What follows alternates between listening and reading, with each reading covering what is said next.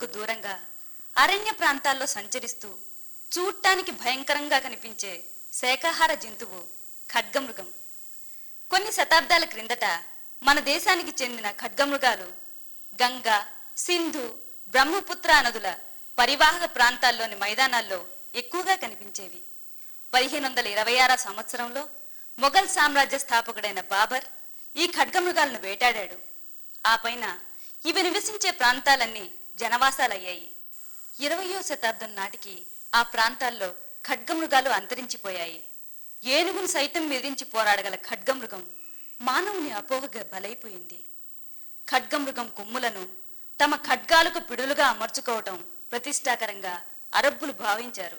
ఖడ్గమృగం కొమ్ము వైద్యంలో ఎంతగానో ఉపయోగపడుతుందనే అపప్రద దేశ విదేశాల్లో వ్యాపించింది.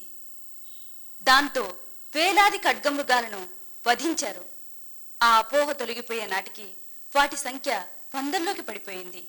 ప్రస్తుతం అక్కడక్కడ జీవించి ఉన్న ఖడ్గమృగాలను కాపాడే బాధ్యతను ప్రభుత్వం స్వీకరించింది. ఈ తరుణంలో ఖడ్గమృగాలపై అనేక ప్రాంతాల్లో చిత్రీకరించిన అంశాలను ఈ భాగంలో మీకు అందిస్తున్నాం.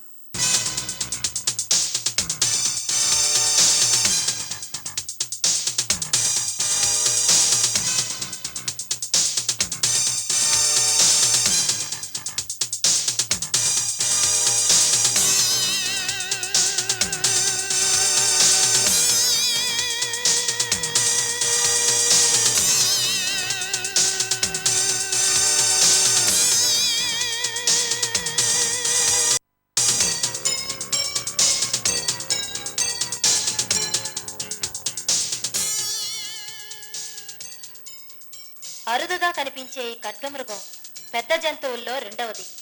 సాధారణంగా గుబురుగా పెరిగిన ఎత్తైన గడ్డి ప్రాంతాల్లో నివసించే ఖడ్గమృగం మానవులకు దూరంగా సాధు జీవితాన్ని సాగిస్తుంది. గతంలో సింధు నది పరివాహక ప్రాంతాల్లో ఖడ్గమృగాలు వందల సంఖ్యలో ఉండేవి. ప్రపంచవ్యాప్తంగా ఖడ్గమృగాలు క్రమంగా అంతరించిపోతున్నాయి. భారతదేశంలో వందల సంవత్సరాల కిందట వీటి సంఖ్య వేలల్లో ఉండేది. నేడది వందల్లోకి పడిపోయింది. మన సుమారు 1200 ఖడ్గమృగాలు ఉన్నట్టు తాజా అంచనాలున్నాయి. ఆఫ్రికా దేశాల్లో వీటి సంఖ్య గణనీయంగా ఉంది. బర్మా, నేపాల్ వంటి దేశాల్లో కూడా ఇవి నివసిస్తున్నాయి. అస్సాంలోని కాజీరంగా మొదలైన ప్రాంతాల్లోనూ ఖడ్గమృగాలు విస్తృతంగా వ్యాపించి ఉన్నాయి. ఖడ్గమృగాలన్నీ ఒకే రకంగా కనిపిస్తాయి, కానీ వాటిలో 5 జాతులున్నాయి.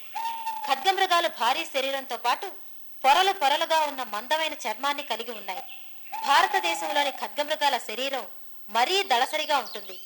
బలమైన పొట్టి కాళ్ళు, చిన్ని కళ్ళు, నిటారుగా నిలబడే చెవులు, ముఖం ముందు భాగంలో ఖడ్గంలా కనిపించే కొమ్ము ఈ మృగాల ప్రత్యేక లక్షణాలు. సామాన్యంగా ఖడ్గమృగాలు 5.5 అడుగుల ఎత్తుంటాయి. బరువు మాత్రం భారీగా 1820 కేజీల వరకు ఉంటుంది.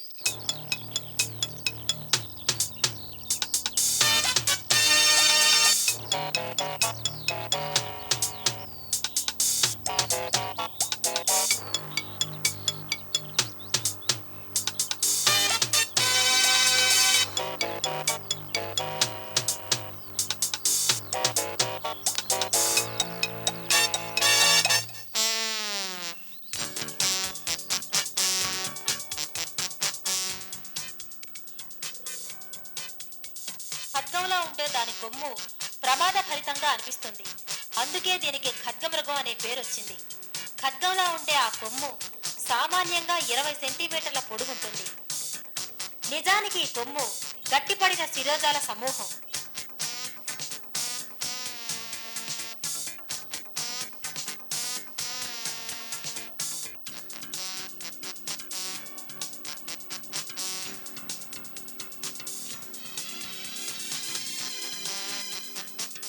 ఖడ్గమృగాలు భయంకరంగా ఉన్నప్పటికీ వాటి ప్రవర్తన మాత్రం సరళంగానే ఉంటుంది. ఖడ్గమృగాల్లోని 5 జాతుల్లో మన దగ్గర 4 జాతులు ఉండేవి. 19వ శతాబ్దం చివరిలో కూడా అవి కనిపించేవి. ఆ తరువాత అదృశ్యమయ్యాయి.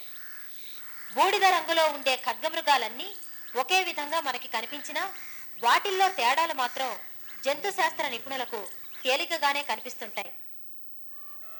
ఖడ్గమృగాలు తమ దైనందిక జీవితంలో సాధారణంగా ఒకే ప్రాంతంలో మల విసర్జన చేస్తుంటాయి.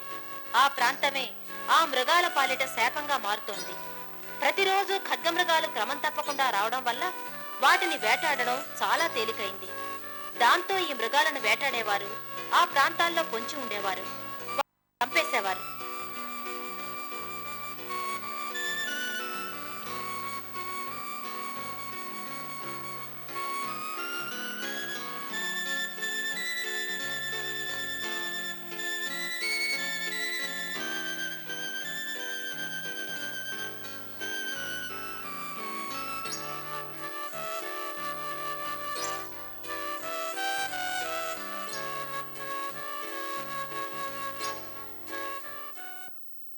సర్వసాధారణంగా ఖడ్గమృగాలు సరస్సులు, నదులు ఉన్న అరణ్య ప్రాంతాలను ఆశ్రయించి ఉంటాయి. పొదల్లో ఉండే ఎత్తైన గడ్డి ప్రాంతాల్లో తలదాచుకుంటాయి. గడ్డి వీటి ప్రధాన ఆహారం. మన దేశానికి చెందిన ఖడ్గమృగాలు అప్పుడప్పుడు తమ నివాసాలకు సమీపంలోని పంట పొలాలపై దాడి చేసి పంటల్ని స్వాహా చేస్తుంటాయి. పదేసి ఖడ్గమృగాలు గుంపుగా ఏర్పడి జీవనాన్ని గడుపుకుంటాయి. కొన్ని ఖడ్గమృగాలు 1 చదరపు కిలోమీటర్ కంటే తక్కువ పరిధిలోనే తిరుగుతాయి. మరికొన్ని 5 చదరపు కిలోమీటర్ల పరిధిలో సంచరిస్తాయి. సాధారణంగా ఇవి ఒక చోట నుంచి కదలడానికి ఇష్టపడవు. ఖడ్గమృగాలు గర్భం దాల్చితే 16 నెలల తర్వాత పిల్లల్ని కంటాయి. పిల్లల్ని 4 సంవత్సరాల వరకు తమతో పాటే ఉంచుకొని కాపాడుకుంటాయి. మనుషులకు దూరంగా పిల్లల్ని ప్రేమగా పెంచుకుంటాయి.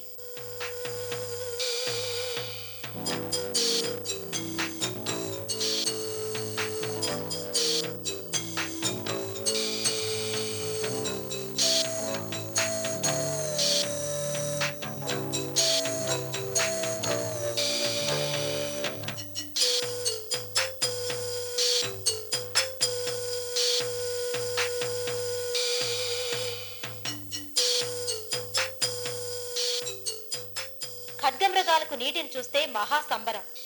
ఆ నీటిలో ఉత్సాహంగా దిగిపోతాయి. గంటల కొద్దీ ఆ నీటిలో నానుతుంటాయి. తమ భారీ శరీరాన్ని నీటిలో పూర్తిగా ముంచి శరీరానికి చల్లదనాన్ని అందిస్తాయి. ఇవి ఒకసారి నీటిలో మునిగితే చాలు, బయటకంత తేలిగ్గా రావు.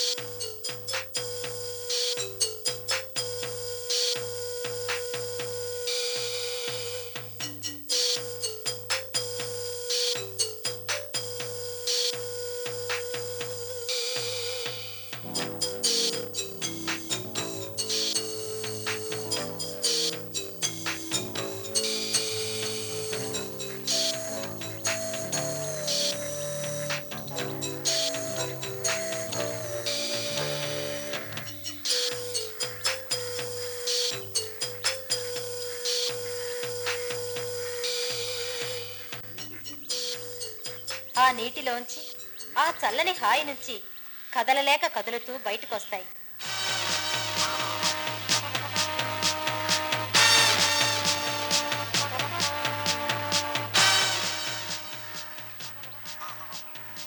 ఖడ్గమృగం అసహనానికి ప్రతీక.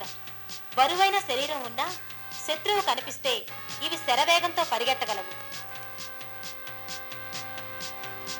3 జతల కొమ్ములు, 19 అడుగుల ఎత్తు, 25 అడుగుల పొడవు ఉన్న ఈ ఖడ్గమృగం ఆఫ్రికాలో ఉండేది. జావా దేశాన నివసించే ఖడ్గమృగం దేహ పరిమాణంలో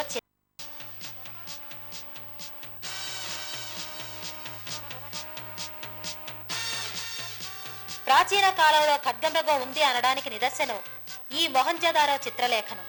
ఖడ్గమృగం కొమ్ము విషయంలో అనేక అపోహలు వ్యాపించాయి. నిత్య యవ్వనులుగా ఉండడానికి ఈ కొమ్ములు పనికొస్తాయని నమ్మారు.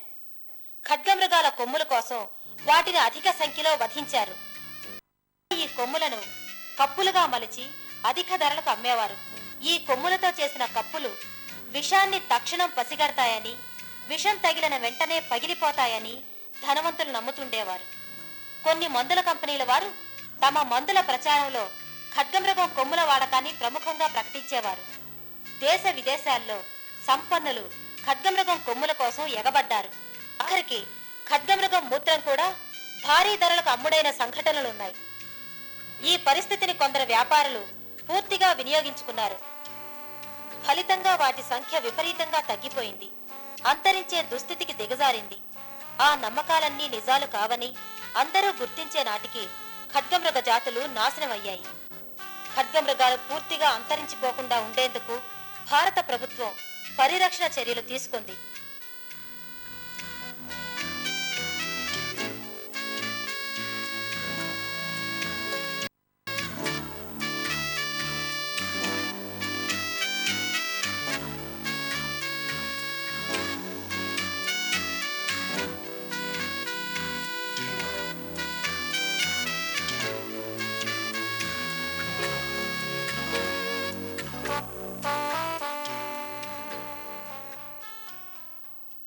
This story of the rhino, we are dating back to nearly 5,000 years of human history, shows that how man has been responsible for the vanishing of the rhino from vast tracts of northern India. Right from Afghanistan to Assam, that was the habitat of the rhino. Now it has dwindled down. 5,000 సంవత్సరాల చరిత్ర గల ఖడ్గమృగం కథను పరిశీలించినప్పుడు ఈ మృగం అంతరించడానికి మానవుడు ఎలా కారణమయ్యాడో అవగతమవుతుంది.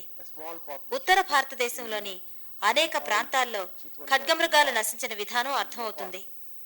ఆఫ్ఘనిస్తాన్ నుంచి అస్సాం అడవుల వరకు ఖడ్గమృగాల నివాస స్థలాలు ఉండేవి. Where it is said, at least EPG has recorded that the Emperor Jahangir, నేపాల్లోని చిట్వానా జాతీయ ఉద్యానవనంలో కొద్ది సంఖ్యలో నివసిస్తున్నాయి. ఇవన్నీ కలిసి దాదాపు 14 నుండి 1500 మాత్రమే. ఖడ్గమృగాలు ఆయా ప్రాంతాల్లో అంతరించిపోవడానికి చాలా కారణాలున్నాయి. కాశ్మీర్ సరిహద్దుల్లో ఈ అడవి జంతువుల్ని తరచుగా జహంగీర్ వేటాడేవాడు. ఎందరో వీటిని అకారణంగా చంపేశారు. నిజానికి ఒంటికొమ్ము రైనోసిరిస్ నుండి ఈ మృగాలకి రైనో అనే పేరు వచ్చింది. ఒకప్పుడు హిమాలయాల్లోని పచ్చి మైదానాలు, శీతల ప్రదేశాలు వీటి నివాసాలుగా ఉండేవి. ఆశ్చర్యకరమైన విషయం ఏమిటంటే ఆంధ్రప్రదేశ్లో కూడా లక్షల సంవత్సరాల క్రిందట ఖడ్గమృగాలు నివసించేవి. బేతంచెర్ల వద్ద సాగిన తవ్వకాల్లో లభించిన కొన్ని ఎముకలను పరిశీలించినప్పుడు ఆ విషయం వెల్లడైంది. దీన్ని పురావస్తు శాస్త్రజ్ఞులు, జంతు శాస్త్ర నిపుణులు ధృవపరిచారు. అంతటి పురాతన చరిత్ర గల ఖడ్గమృగం మానవుల చేత చిక్కింది. ఈ మృగాలను అసంఖ్యాకంగా సంహరించడం, వాటి నివాస స్థలాలను ఆక్రమించి పంట భూములుగా మార్చివేయడంతో అవి కనుమరుగయ్యాయి. అది కాక దీని కొమ్ము వైద్యానికి పనికొస్తుందనే తప్పుడు నమ్మకం వల్ల వేలాది ఖడ్గమృగాలను చంపేశారు. వాటి కొమ్ములను కోసి అమ్ముకున్నారు. ఇలాంటి సంఘటనలు కాజీరంగా ప్రాంతంలో కూడా జరిగాయి. మళ్లీ అలాంటి సంఘటనలు జరగకుండా ఉండేందుకు ప్రస్తుతం ప్రభుత్వం కఠిన చర్యలను అమలుపరుస్తున్నది. Main reasons besides this is the belief, wrong belief I should say, of people that the rhino horn, the priceless possession of a rhino, is a medicinal item. For this reason, rhinos have been slaughtered and killed even in Kaziranga, and because of this strict measures have been adopted there. పుస్తకాల్లో బొమ్మల వరకే పరిమితం అవ్వాల్సిన పరిస్థితి ఈ అసాధారణ ఖడ్గమృగానికి తప్పింది. అరుదైన ఈ జంతువుని ప్రజలు చూడడానికి వీలుగా దేశవ్యాప్తంగా ఉన్న జంతు ప్రదర్శనశాలల్లో ఖడ్గమృగాలను పెంచుతున్నారు.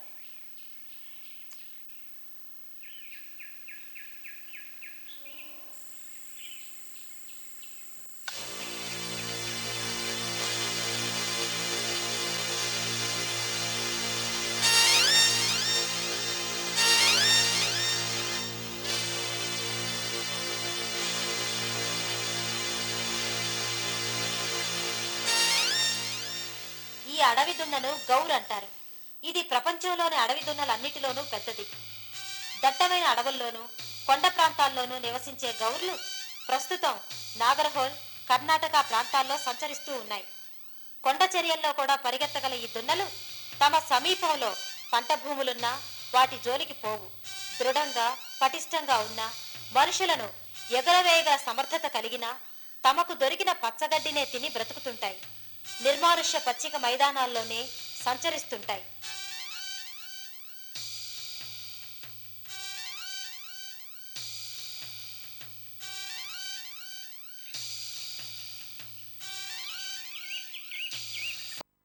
మన దున్నల్లా కనిపిస్తున్న ఇవి అసాధారణమైన ప్రపంచ అడవి గేదెలు. దక్షిణ ఆసియాలోని దున్న జాతులన్నిటికంటే ఉన్నతమైనవి. సింధు నాగరికత కాలంలో ఈ అడవి పశువులు గంగా, బ్రహ్మపుత్ర, నర్మదా, గోదావరి నదీ తీరాల్లో అత్యధిక సంఖ్యలో నివసించేవి. ఇటీవలి కాలం వరకు ఆయా ప్రాంతాల్లో కనిపించాయి. ప్రస్తుతం బ్రహ్మపుత్ర నదీ పరివాహక ప్రాంతంలోనే ఎక్కువ సంఖ్యలో ఉన్నాయి. దాదాపు 900 కేజీల బరువు, పటిష్టమైన పెద్ద కొమ్ములు వీటి ప్రత్యేకత. భయరహితంగా యథేచ్ఛగా బ్రతికే ఈ అడవి పశువుల నివాస స్థలాలన్నీ పంట భూములుగా మారడంతో వాటి సంఖ్య తగ్గిపోయింది. మధ్యప్రదేశ్, ఒరిస్సా రాష్ట్రాలకు చెందిన అడవుల్లో స్వల్ప సంఖ్యలో అడవి గేదెలు, అడవి దున్నలు జీవిస్తున్నాయి.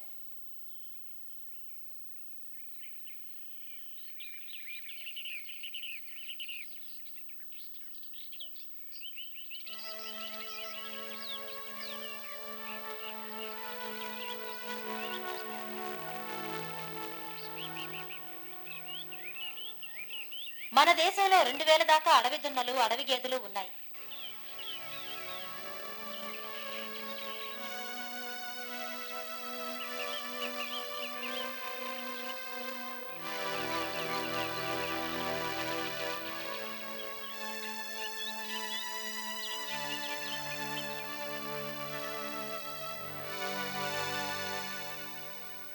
ప్రస్తుతం ఈ అడవి గేదెల్ని, అడవి దున్నల్ని పరిరక్షించే కార్యక్రమం అమలు జరుగుతున్నది.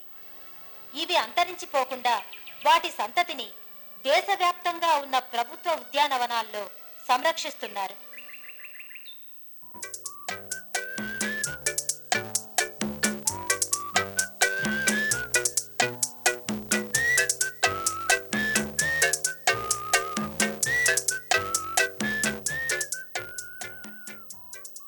అస్సాంలోని కాజీరంగా జాతీయ ఉద్యానవనంలో వీటిని వందల సంఖ్యలో సంరక్షిస్తున్నారు.